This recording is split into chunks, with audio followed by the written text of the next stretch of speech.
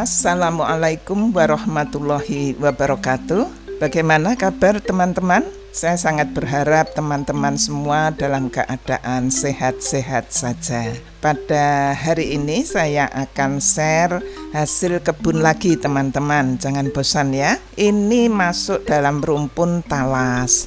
Tetapi kalau di desa kami menyebut dengan nama busil ya. Rasanya enak sekali. Dan untuk kali ini saya akan memasak masakan kesukaan keluarga kami.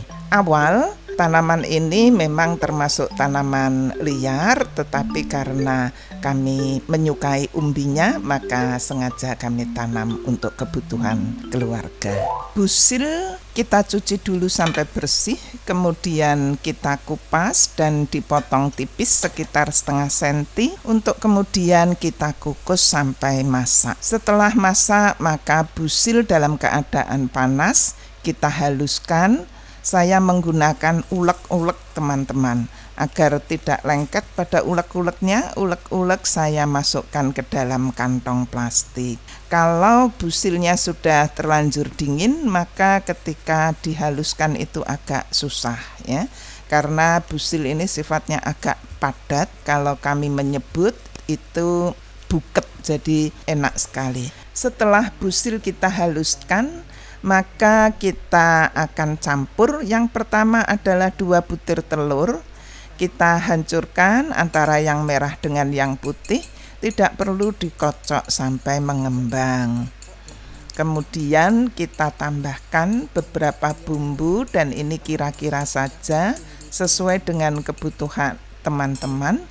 Yang pertama kita masukkan garam dapur halus ya teman-teman. Kemudian yang berikutnya adalah kaldu jamur. Kalau teman-teman tidak suka, tidak usah digunakan. Kemudian kita tambahkan lada halus. Saya juga menggunakan ukuran yang sama. Setelah itu kita aduk sampai tercampur.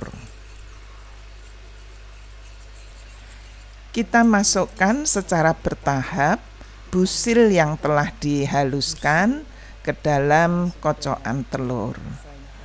Jadi karena tadi sudah saya sampaikan ya, sifat dari busil itu buket, maka sumpit saya lepaskan dan saya langsung mengaduknya dengan jari-jari. Sebelumnya saya juga sudah mencuci tangan dengan bersih. Busil kita masukkan sebanyak 150 gram secara bertahap, bergantian dengan tepung protein tinggi. Tepung protein tingginya saya gunakan 300 gram teman-teman. Ini saya gunakan bertahap karena apa? Terkadang volume dari telur, volume kelembapan dari busil dan juga tepung itu sangat bervariasi. Jadi terkadang perlu ditambah sedikit lagi tepungnya atau dikurangi tepungnya.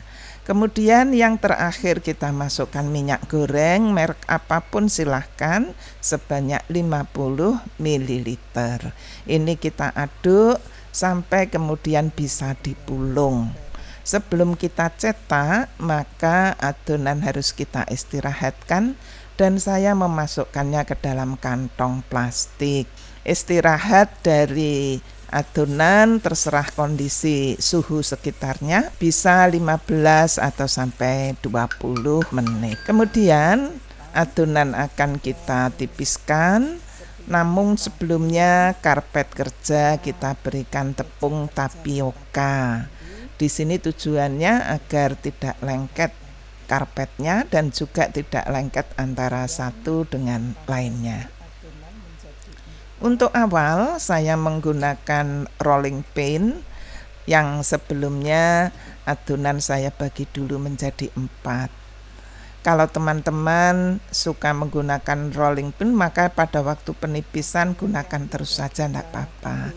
Tapi kalau teman-teman lebih suka menggunakan mesin penggiling, silahkan menggunakan mesin penggiling.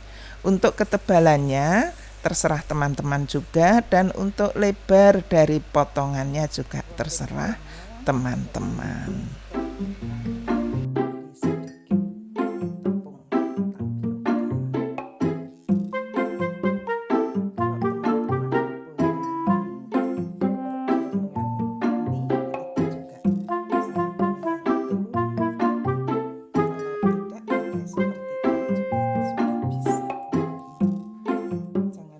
Nah, teman-teman, saya menggunakan mesin penggiling, jadi semua sudah saya tipiskan dan sekarang saya potong.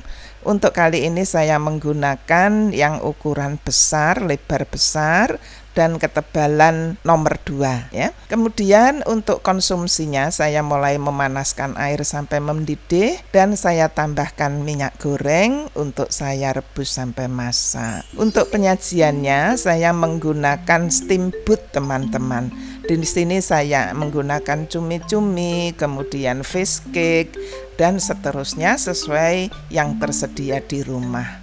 Untuk sayur saya menggunakan sayuran hijau dan juga wortel. Untuk kebutuhan lain misalnya sambal atau sos tergantung pada teman-teman.